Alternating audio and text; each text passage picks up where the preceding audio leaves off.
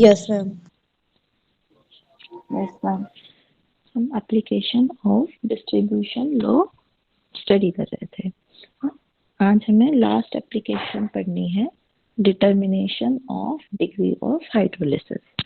ठीक है, तो इसमें डिस्ट्रीब्यूशन लॉ कैसे हमारी हेल्प करता है, उससे पहले हमें ये देखना है कि डिग्री ऑफ हाइड्रोलिसिस क्या होती है और डिग्री ऑफ हाइड्रोलिसिस के लिए हम फॉर्मूला कैसे डिराइव करते हैं। ठीक है, सबसे पहले देखो हाइड्रोलिसिस क्या होती है। In process in which water reacts with salt to form an acid and base. आपके पास कोई भी सॉल्ट है, अगर हम उसे वाटर में डिसॉल्व करते हैं तो वो एक अपना कंजुगेटेड एसिड और एक कंजुगेट बेस बनाता है। इसी प्रोसेस को हम क्या बोलते हैं, हाइड्रोलिसिस। सॉल्ट और वाटर की रिएक्शन को बोलते हैं हाइड्रोलिसिस। हम जब हाइड्रोलिसिस हम कोई भी हाइड्रोलिसिस क्या होती है, इक्विलिब्रियम रिएक्शन होती है। ठीक है, तो हम जैसे इक्विलिब्रियम कांस्टेंट कैलकुलेट करते हैं, बिल्कुल सिमिलर मैनर में हम क्या कैलकुलेट करते हैं, हाइड्रोलिसिस कांस्टेंट। फॉर एग्जांपल हमने जनरल मान लिया कि हमारे पास एक जनरल सॉल्ट है बी ए। बी क्या है, केटायन, ए क्या है, एनायन। फॉर एग्जांपल जैसे आप लिखते हो NaCl। ठीक है, आपको पता है इसमें Na पॉजिटिव यानी केटायन है, Cl क्या है, नेगेटिव। ऐसे ही मैंने जनरली क्या लिख लिया, ए। अब बी ए क्या है इसमें, केटायन, ए क्या है इसमें, एनायन। ठीक है, मैंने वाटर के साथ इसकी रिएक्शन कराई तो क्या बना, Ha प्लस BOH। अब Ha क्या है मेरा एसिड, BOH क्या है मेरा बेस। जैसे मान लो मैं NaCl की वाटर के साथ रिएक्शन कराऊं। ठीक है, मैंने NaCl की वाटर के साथ रिएक्शन कराई तो क्या बनेगा, NaOH प्लस प्लस HCl। तो HCl आपको पता है सॉल्ट होता है, NaOH आपको पता है बेस होता है। ऐसे ही जनरली सिमिलर मैनर में क्या लिखा है, Ha और BOH। अब मुझे क्या करना है, इसके ऊपर केमिकल इक्विलिब्रियम अप्लाई करना है। केमिकल इक्विलिब्रियम अप्लाई करते हैं तो हम क्या निकालते हैं, इक्विलिब्रियम कांस्टेंट।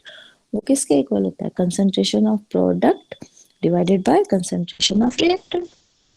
मैंने लिख दी कंसंट्रेशन ऑफ एसिड इनटू में concentration of base divided bye concentration of salt into में कंसंट्रेशन ऑफ वाटर। अब आपको पता है, जब भी हम रिएक्शन परफॉर्म करते हैं तो वाटर की कंसंट्रेशन को हम लार्ज अमाउंट में लेते हैं। यानी जो कंसंट्रेशन ऑफ वाटर है वो एक से एक्स पार्ट में है, तो कंसंट्रेशन पर कोई इफेक्ट नहीं आता, कोई चेंज नहीं आती।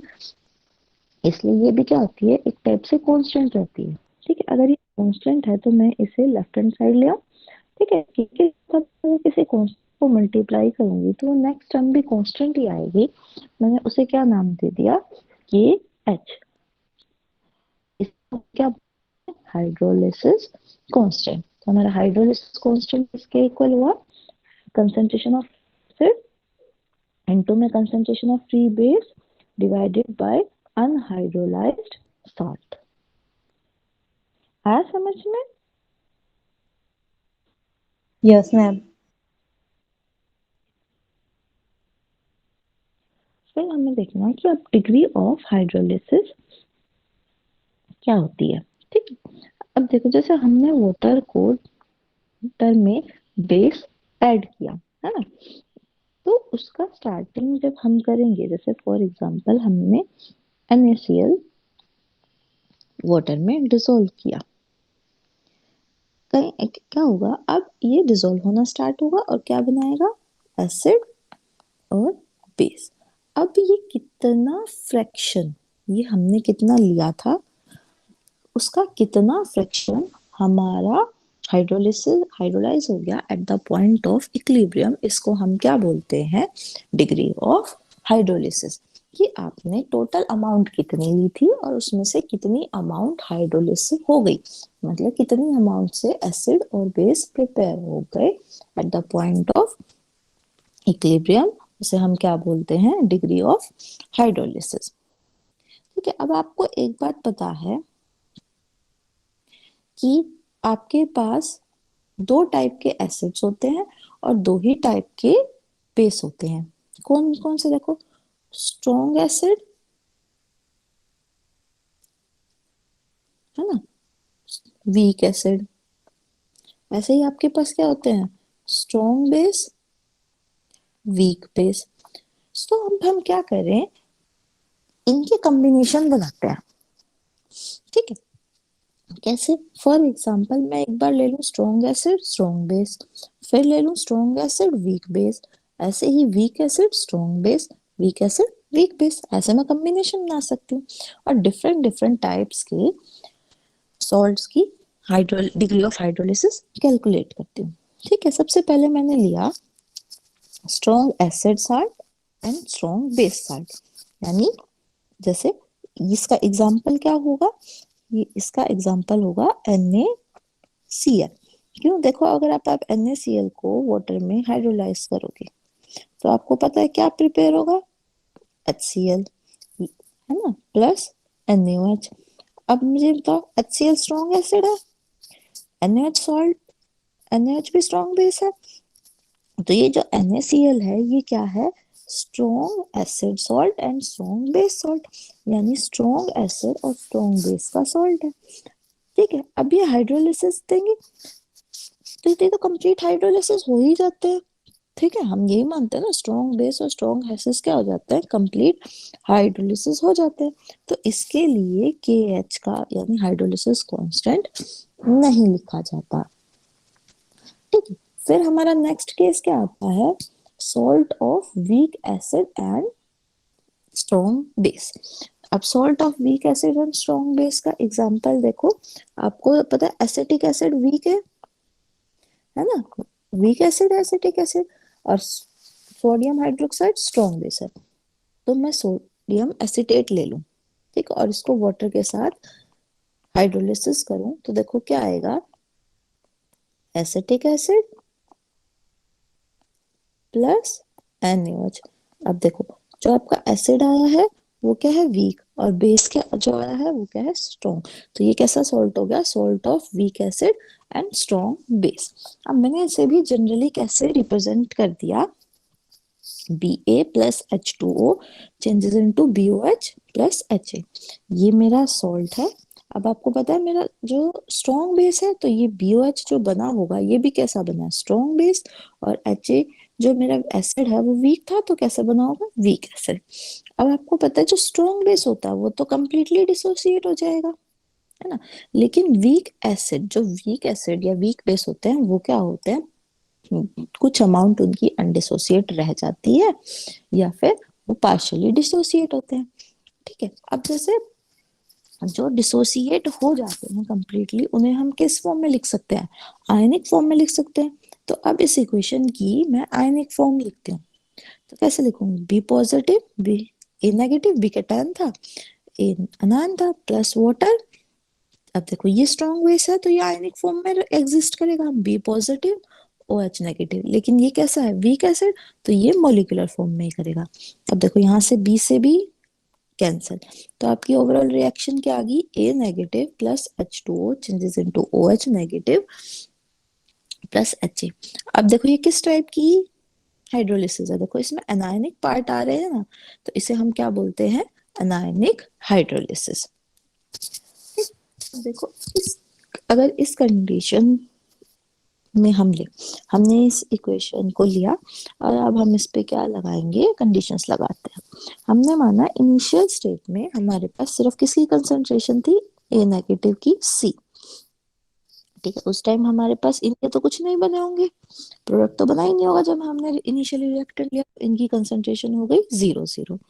ठीक है, इक्विलिब्रियम पे कंसंट्रेशन है, इक्विलिब्रियम पे हमने स्टार्टिंग से 1 - हमारा इनटू में C बचाइए। ठीक, तो ये कितने बन गए होंगे, CH इंटू CH, है ना, ये मान लिया हमारे पास कि C था तब ये 0 0 बने थे। ठीक है, अब हमने क्या माना, H क्या है, इसकी डिग्री ऑफ हाइड्रोलिसिस। अगर ये 1 होता तो इसमें से कितने बने होते, 0, स्टार्टिंग में 0 0, है ना, और उस टाइम जब इक्विलिब्रियम आपके पास आ गया, देखो जैसे ये अगर 1 होता तो ये 0 0 बने होते, ठीक है। फिर इक्विलिब्रियम के टाइम पे मान लिया ये एच एच बन गए, तो इसमें यहाँ कितना बचा होता, 1 - एच।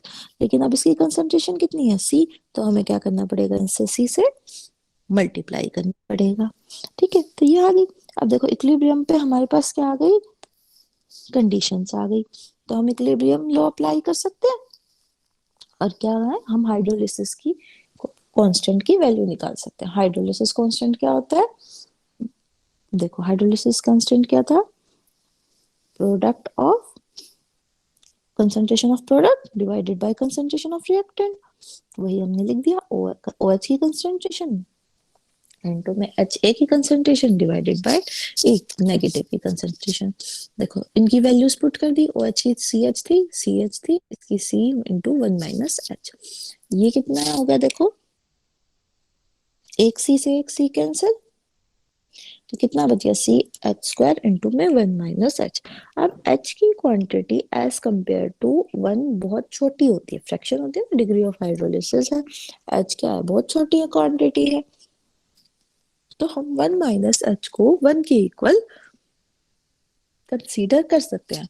तो के एच की वैल्यू किसके इक्वल आ गई, अप्रोक्सीमेटली सी एच स्क्वायर। अब यहाँ से हम एच की वैल्यू कैलकुलेट कर सकते हैं, एच स्क्वायर किसके इक्वल आ जाएगा, k h divided by c. H की वैल्यू निकालेंगे तो क्या हो गया, under root k h by c, यानी हाइड्रोलिसिस डिग्री किसके प्रोपोर्शनल आ गई, 1/स्क्वायर रूट ऑफ कंसंट्रेशन, है ना। डिग्री ऑफ हाइड्रोलिसिस आपकी किसके प्रोपोर्शनल आ गई, कंसंट्रेशन की पावर -1 अंडर द रूट।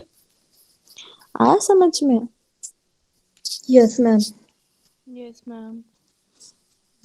अब आपको ऐसे ही नेक्स्ट करना है salt of strong acid and weak base, ठीक है।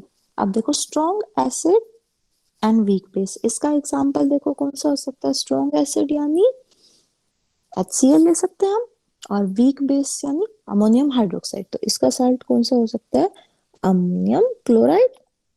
अब इसे मैं वाटर में डिसॉल्व करूं तो मेरे पास क्या आ जाएगा, HCl प्लस NaOH, ठीक है। अब देखो इसको भी हम बिल्कुल सिमिलर मैनर में वैसे ही डिग्री ऑफ हाइड्रोलिसिस कैलकुलेट करेंगे। वैसे मैंने देखो BA जनरली सॉल्ट को रिप्रेजेंट कर दिया, वाटर के साथ इसकी हाइड्रोलिसिस की, तो क्या बन गया, BOH weak base plus HA strong acid. देखो अब की बार HA क्या होगा, कंप्लीटली डिसोशिएट होगा, क्योंकि ये क्या है, स्ट्रॉन्ग एसिड, यानी ये आयनिक फॉर्म में एग्जिस्ट करेगा। BOH या तो डिसोशिएट नहीं होगा, या फिर कैसा होगा, पार्शियली डिसोशिएट होगा। तो अब हम इसकी आयनिक फॉर्म की इक्वेशन लिखेंगे, सबको आयनिक फॉर्म में लिख लिया, देखो B positive plus A negative plus H2 किस में चेंज हो जाएगा, BOH इंटू में plus HA plus A negative. देखो A नेगेटिव से A नेगेटिव कैंसिल, तो आपके पास ये इक्वेशन बच गई, B positive plus H2O changes into BOH plus H positive. अब देखो इसमें सारे कैटायंस आ रहे हैं, तो हम इसे क्या बोल सकते हैं, कैटायनिक हाइड्रोलिसिस। अब हम फिर इस इक्वेशन पे कंडीशन लगाए, हमने मांगे इनिशियल कंसंट्रेशन हमारी सी थी, तो ये उस टाइम कितने बने, 0 0, और इक्विलिब्रियम पे कितनी हो गई, C इंटू 1 - एच, CH। अब वही KH की हम वैल्यू कैलकुलेट करेंगे तो क्या आएगी, कंसंट्रेशन ऑफ BOH तो में concentration of H positive divided by concentration of B positive. फिर आपको वही वैल्यूज पुट करनी है, आपने वैल्यू पुट कर दी, ठीक है। एक C से एक C कैंसिल हो जाएगा, क्या बच गया, CH² इंटू में 1 - एच। अब आपको पता है H की वैल्यू 1 से बहुत छोटी है, तो हम अप्रोक्सीमेटली 1 - एच को किसके इक्वल पुट कर सकते हैं, 1 के इक्वल। तो इससे CH² किसके इक्वल आ गया, KH की। फिर H² की वैल्यू निकालेंगे तो क्या आ जाएगा, KH/C, और फिर H की निकाल लेंगे तो वही square root of KH divided by C। यानी इस केस में भी हमारे H किसके प्रोपोर्शनल आया है, 1/c के स्क्वायर रूट के। ठीक है, बिल्कुल वैसे ही सिमिलर मैनर है, सिर्फ ये क्या है, कैटायनिक हाइड्रोलिसिस। आया समझ में? Yes, ma'am. फिर देखो नेक्स्ट है हमारा salt of weak acid and weak base. अब की बार हमें क्या लेने हैं, दोनों वीक एसिड और वीक बेस लेने हैं, यानी हम अमोनिया एसीटेट ले लें। कैसे, देखो ये इसका एग्जांपल हो जाएगा CH3CO नेगेटिव NH4। अब आप इसे वाटर में डिसॉल्व करोगे तो आपके पास क्या बनेगा, एसिटिक एसिड और अमोनियम हाइड्रोक्साइड। ठीक, मैंने जनरली कैसे रिप्रेजेंट कर दिया, BA से, प्लस वाटर में हाइड्रोलिसिस करी तो क्या बन गया, BOH। क्या है ये, एक वीक बेस, ये HA क्या है आपका, वीक एसिड। ठीक है, अब BA को आप वाटर में डिसॉल्व करो तो कंप्लीटली डिसोसिएट हो जाएगा, क्योंकि ये तो क्या है, सॉल्ट है। लेकिन BOH और HA दोनों ही वीक एसिड और वीक बेस है, तो या तो ये पार्शियली डिसोसिएट होंगे या नहीं होंगे, तो इनकी आयनिक फॉर्म नहीं लिखी जा सकती। ठीक है, तो अब आयनिक फॉर्म में अब की बार कौन लिखा जाएगा, सिर्फ सॉल्ट।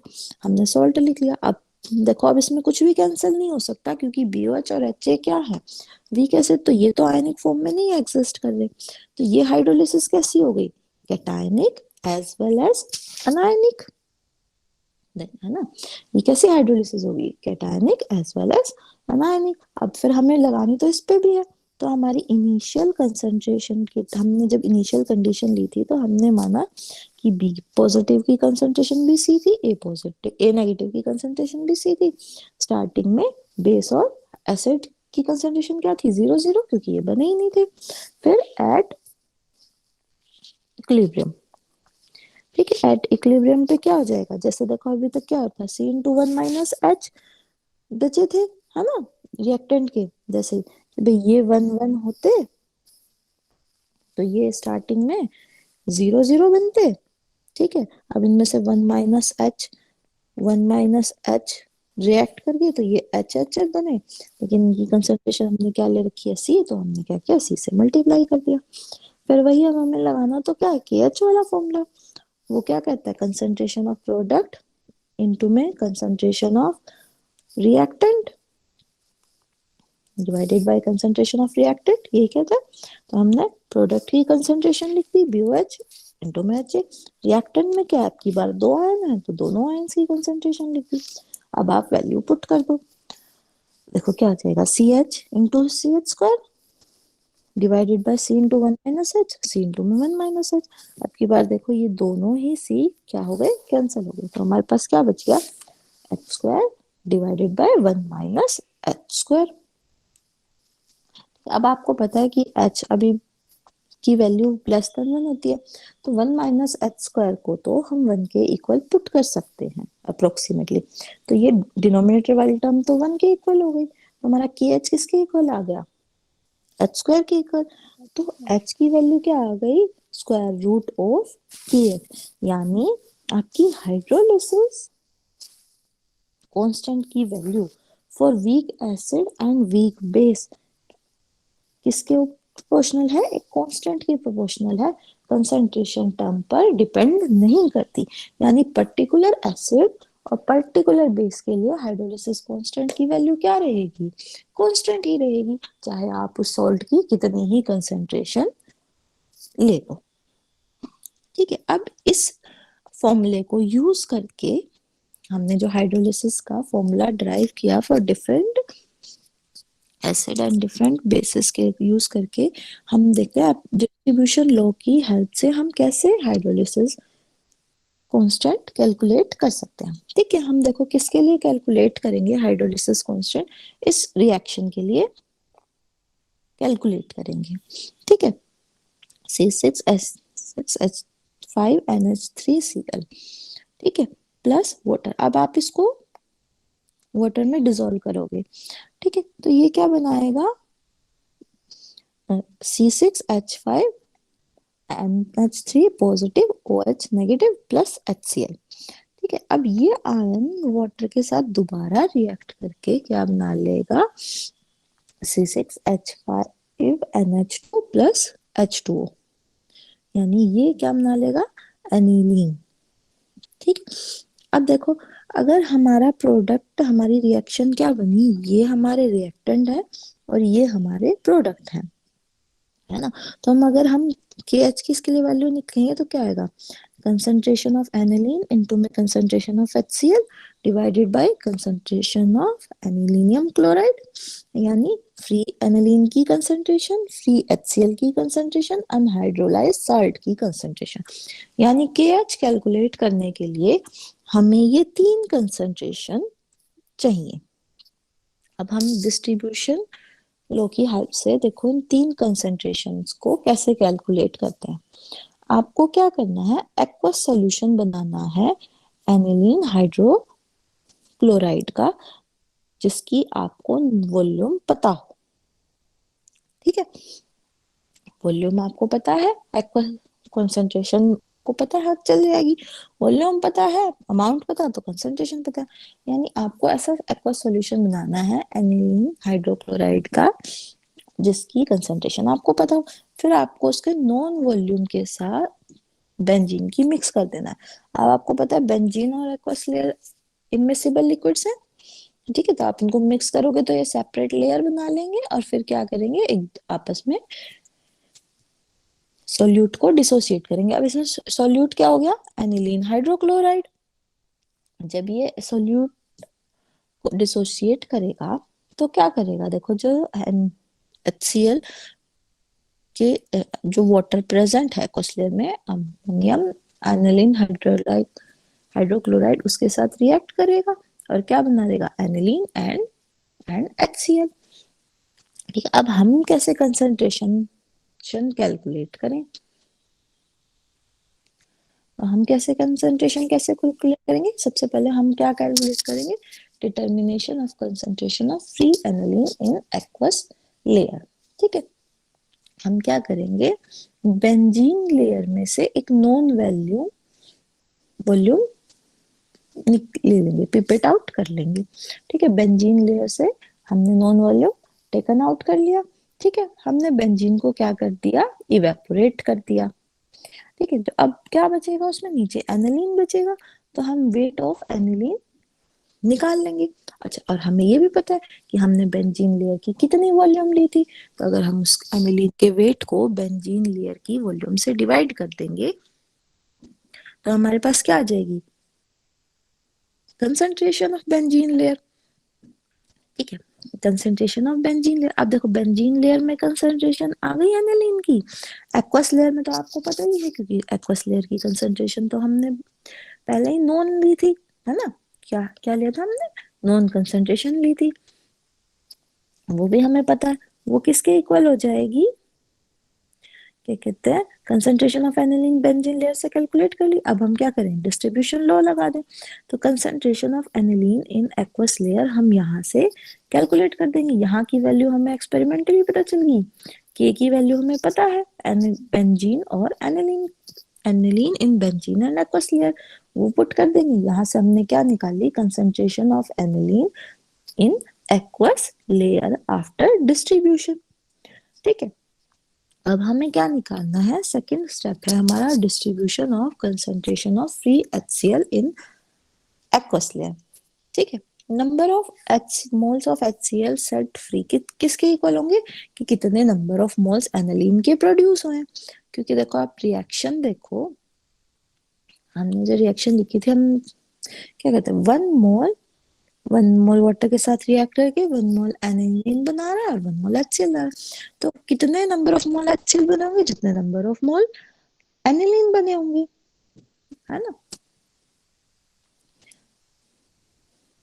तो हमारे कितने टोटल नंबर ऑफ एनिलीन कितने प्रेजेंट होंगे, amount of aniline present in aqueous layer plus amount of aniline present in benzene layer, है ना। तो हमने क्या किया, number of moles of HCl calculate कर लिए। ठीक है, कि कितने नंबर ऑफ मोल्स HCl के हमारे पास है। ठीक है, क्योंकि हमें टोटल अमाउंट ऑफ एनिलीन पता है, है ना। भाई देखो amount of aniline present in aqueous layer तो अभी अभी हमने निकाल ही लिया था पीछे, ये कि हमने कैलकुलेट कर ली थी, है ना, कंसंट्रेशन कर ली थी, तो दैट मीन्स हमने नंबर ऑफ मोल्स भी कर लिए। कंसंट्रेशन को वापस वॉल्यूम से मल्टीप्लाई कर दोगे तो नंबर ऑफ मोल्स आ जाएंगे। ऐसे ही कंसंट्रेशन ऑफ एनिलीन हमने बेंजीन लेयर में कैलकुलेट करी, इसे बेंजीन लेयर की वॉल्यूम से मल्टीप्लाई कर देंगे तो नंबर ऑफ मोल्स आ जाएंगे। ठीक है, दोनों को ऐड कर दोगे तो आपके पास total amount of aniline produce आ जाएगी।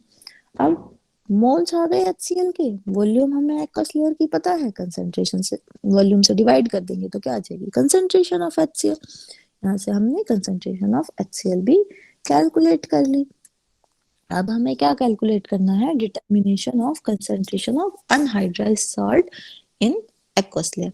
अब कितने number of moles of aniline hydrochloride है वो किसके इक्वल होंगे, number of moles of free aniline और HCl प्रोड्यूस।